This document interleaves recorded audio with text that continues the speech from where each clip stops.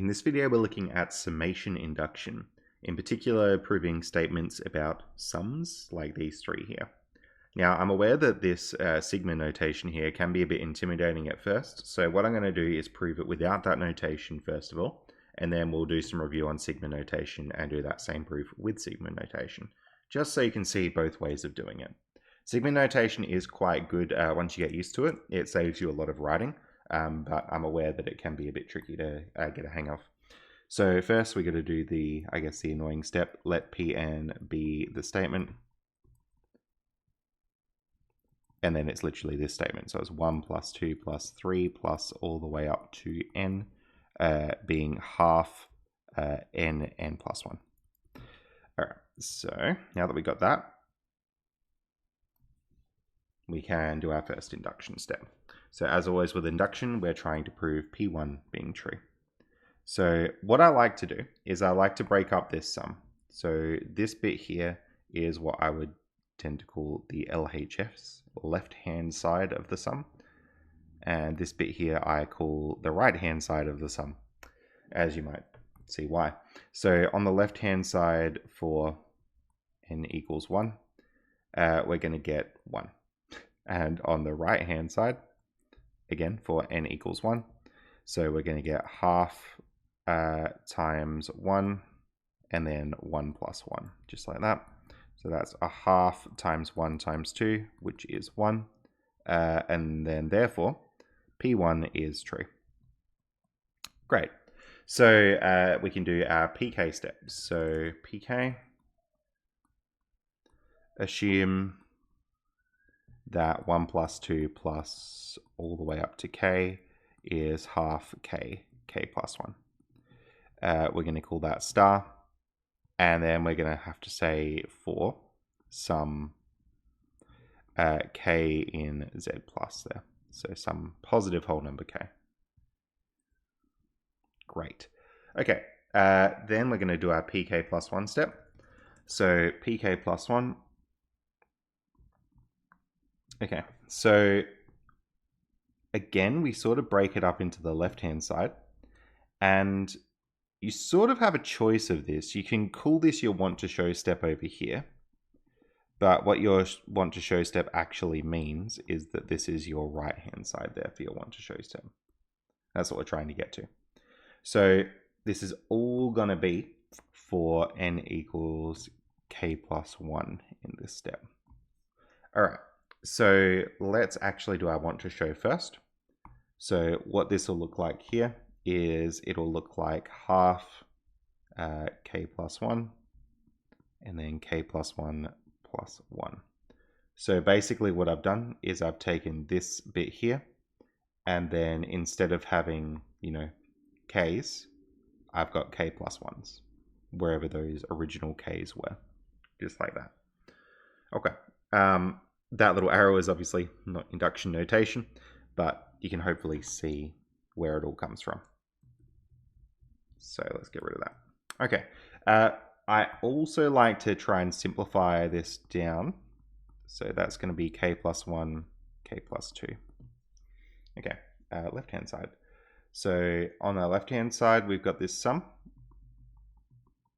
Now, instead of just going up to k, it actually has one more term, so it goes up to k plus 1. Now, this bit of the sum here, this is just using our induction step, half k, k plus 1. And then this bit here is just k plus 1. So I'm just going to write from star there. Cool. All right. So hopefully that makes sense where those two bits came from. That first little section here was just what we assumed in that last step. And then the last bit is the extra stuff hanging off the end. Okay. So we're going to write this in as a half k squared plus k, so that was me just foiling the k into the brackets there. And then plus k plus 1. So what this will give us is a half k squared plus a half k plus 1. And then this will give us a half k squared plus 3 halves of k plus 1. Okay, now we need to make our thing look like the want to show. One thing to immediately notice is that the want to show has a factor of a half out the front. So let's do that.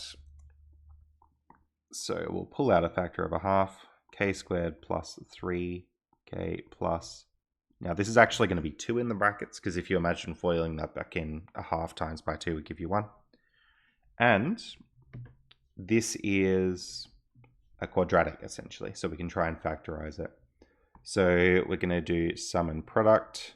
So these two numbers should add to give 3, that's the number in the middle, and they should times to give 2. Those two numbers are 2 and 1. So we're going to get k plus 2, k plus 1. Now, a little secret about induction, you can always sort of cheese this step. There's, I guess, 2 ways to cheese it. One way is we already know what the want to show is, so it looks like that. And just to make ours look more like that, I'm just going to swap the order of these brackets so the one can come first. So you will know what the sum and product result should be. The other thing that you can do is, what you could do is expand out your want to show step. So if you did that, you would get a half k squared plus 2k plus k plus 2. And then this would become a half k squared plus 3k plus 2. And in fact, you could even be more cheeky with it and go a half into the brackets. And then this step here would match that step there. So if you do that, this is what I call the sledgehammer method. It's not very good to use if you can avoid it, because it just takes longer. But it will work. You just expand everything out and you check that they match. And as long as your want to show matches what we've got over on that left-hand side there, then you've done the induction proof. But you can see that these two match. So I might just make a little note of that. And then we're just going to say the rest of it. So therefore, pk plus 1 is true. Therefore, by induction, and then you just give the statement again. So it's going to be 1 plus 2 plus all the way up to n is a half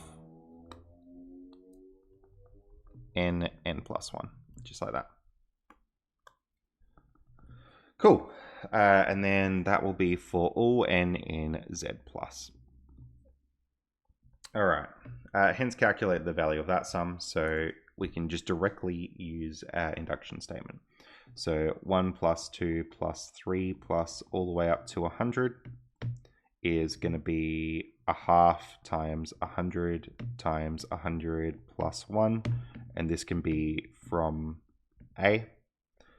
And then this is going to be a half times 100 times 101, which don't hesitate to use a calculator if you're wanting to do that. So a half times 100 times 101 is going to be 50/50. There's a bit of history behind that one as well, actually. There's a lovely story about Newton, if you're interested. Okay, now we can try it with summation notation. So just a quick review of sum notation. So all this one here, sum notation for this one would look like just the whatever number it is, I, or you could use a different letter. We tend to use I for induction proofs. And then this starts at 3 and it ends at 72. So that's an example of what that one would look like. This one here, I might even use a different letter, like J, and then J equals 1 up to 8, for example. This one here, you'll notice it's all the square numbers. So this one would be I squared, starting at 1 and ending at 10. This one here are all the powers of 2. So this would be 2 to the I, starting at 1 and ending at, this is 2 to the power of 8 here, so ending at 8. And then you can sort of see how the sum notation works, because it's 2 squared, 2 cubed, 2 4. So it's like whatever you're replacing the I with is what happens. Adding 1 to itself 43 times, so we can just, I is 1 to 43 really. It doesn't really matter what the letter is, because we don't even use it in there. Okay, be aware, like a perfectly valid would be 0 to 42 of 1.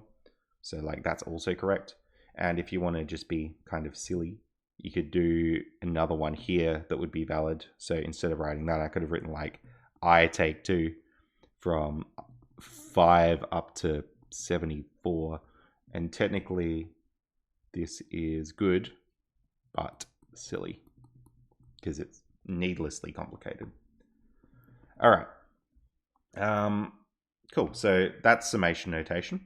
Now we're going to prove this using induction. So I will try and zoom through this one so the video doesn't get too long, but let Pn be the statement.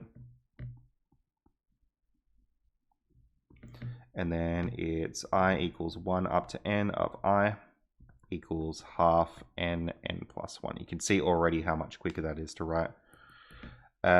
So we got to prove all of our pieces. So P1. On our left-hand side, we've got I equals 1 up to 1 of I, which is just 1.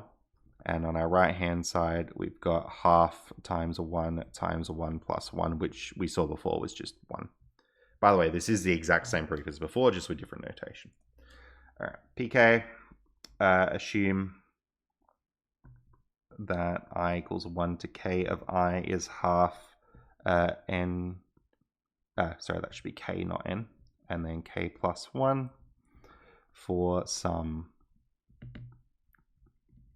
k in z plus.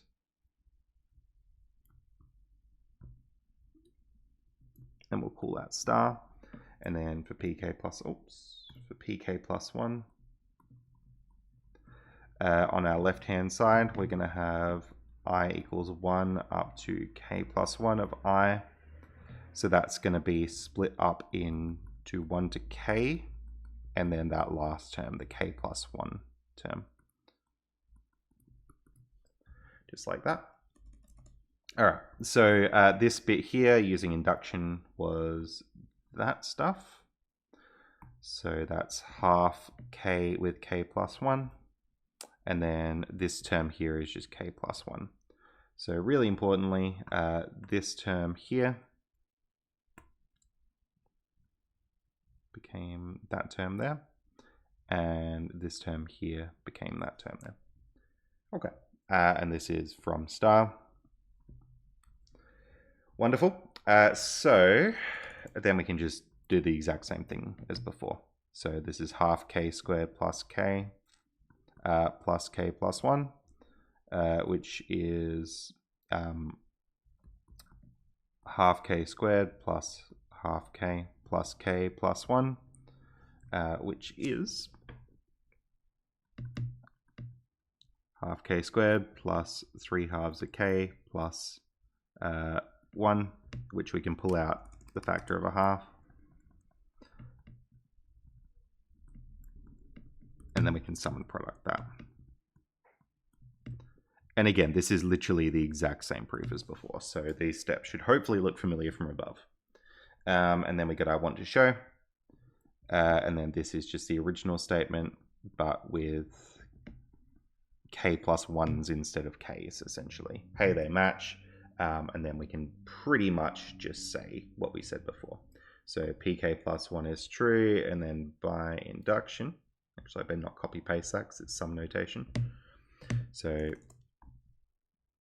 therefore pk plus 1 is true, and then therefore by induction, and then you can just say your sum again. So I equals 1 up to n of I is half n plus 1 for all n in z plus. And I keep forgetting to do this, but we like to put a little square at the end of our proofs and color it in, just like that.